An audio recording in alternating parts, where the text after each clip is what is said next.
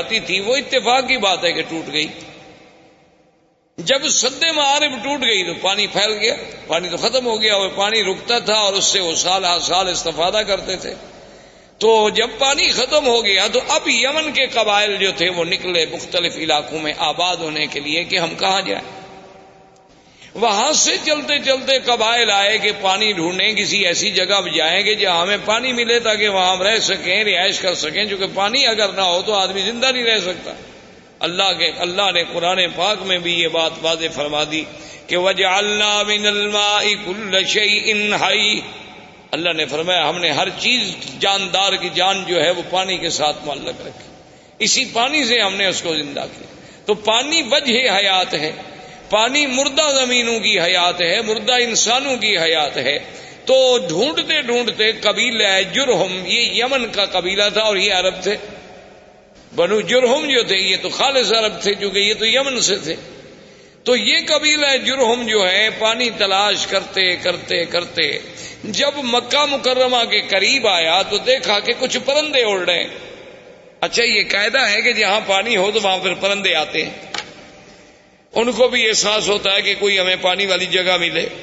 تو انہوں نے جب پرندوں کو اڑتے ہوئے دیکھا تو قبیلہ جرہم نے آپس میں مشورہ کیا. انہوں نے کہا کہ بھئی یہاں تو ہم نے کبھی پرندے اڑتے نہیں دیکھے, یہ کیا ہے, تلاش کیا جائے. اپنے آدمی بھیجے تو انہوں نے کہا کہ ہاں وہاں تو پانی ہے, ایک بڑا چشمہ ہے اور وہاں ایک بوڑھی عورت بھی بیٹھی ہے اور ایک بچہ بھی ہے.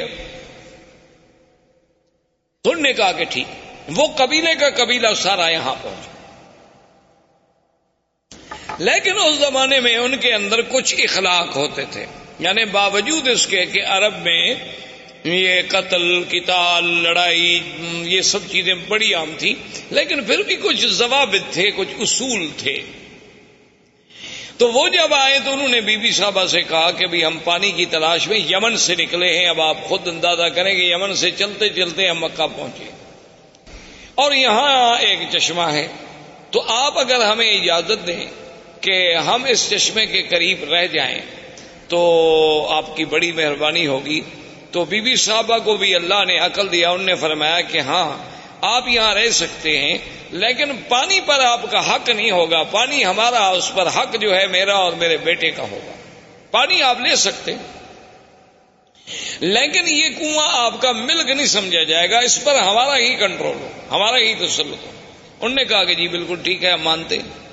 اور ایک روایات تاریخ میں یہ بھی آتا ہے کہ بی بی نے کہا کہ بھی اس کا کچھ آپ ہمیں معاوضہ بھی دیں گے, آخر پانی کا فائدہ جو آپ اٹھائیں گے. تو انہوں نے کہا کہ ہم وہ بھی دیں گے.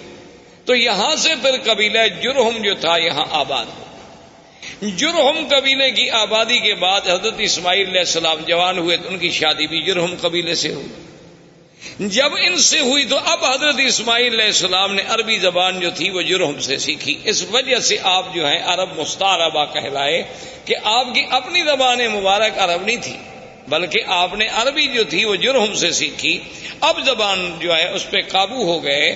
اور حضرت اسماعیل علیہ السلام کی عمر مبارک جو ہے جب 16 سال کی تھی, اللہ نے اس حضرت ابراہیم الخلیل علیہ السلام کو حکم دیا, وہ آئے اور بنائے کعبہ کا حکم ملا کہ یہاں اللہ کا گھر بنائیں. تو ابراہیم علیہ السلام نے اس کعبے کی اللہ کے حکم سے بنیاد رکھی, اور بنیاد اسی قواعد پہ رکھی گئی جو آدم علیہ السلام نے قواعد رکھے تھے اللہ کے حکم سے.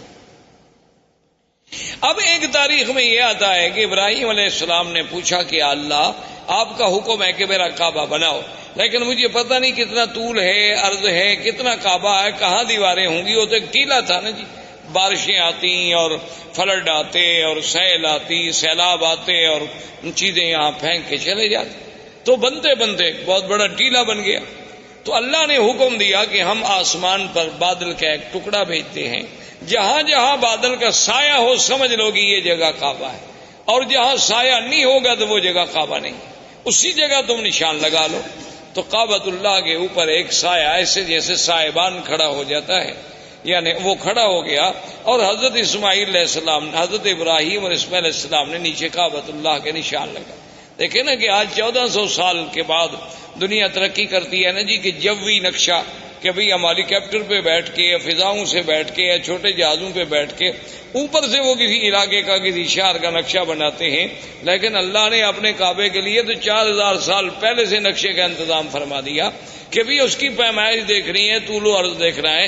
اور ان کے فوٹو تو غلطی بھی کر سکتے ہیں، لیکن وہ تو سایہ اتنا صحیح تھا کہ اس میں جب ابراہیم علیہ السلام نے کھودا تو نیچے ابراہیم حضرت آدم علیہ السلام کی بنیادیں مل گئی، تو اس پر وہ کعبۃ اللہ کی جو ہے وہ تعمیر۔ اب جو مقام ابراہیم ہے اس کے بارے میں دو چیزیں ملتی ہیں ہمیں تاریخ۔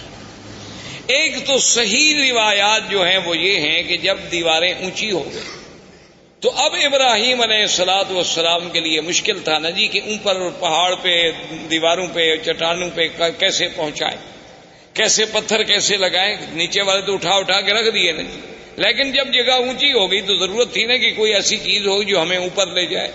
اب اس کے لیے ضرورت یہ تھی کہ درخت کاٹے جائیں، لکڑیاں کاٹی جائیں، پھٹے بنائے جائیں، ان کو باندھا جائے اور کھڑے ہونے کا ذریعہ بنے۔